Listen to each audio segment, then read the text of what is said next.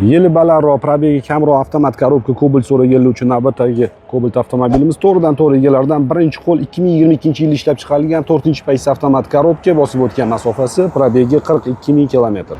Mashina faqat benzinda yurgan, gaz umuman o'rnatilmagan, texnik holatlari ham a'lo darajada, motor ходовой korobkada hech qanaqa muammosi yo'q.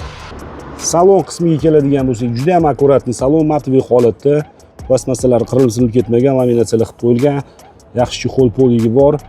Multi-rol o'rnatilgan, monitor o'rnatilgan, video registrator o'rnatilgan, signalizatsiya mojiklari bor, akkuratli, приятный salon, qirilib ketmagan. Balonlari sal slabiyroq, hali ozgina yurib tursa bo'ladi, olgan odam o'zi uchun bitta alishtirib oladi. Kuzovidagi kraskasiga keladigan bo'lsak, oldi chap krilosi yuzaki sepilgan, kapotga o'tmagan, eshiklariga o'tmagan, suyagi absolyutni but-butun, bemalol tekshirib olishingiz mumkin.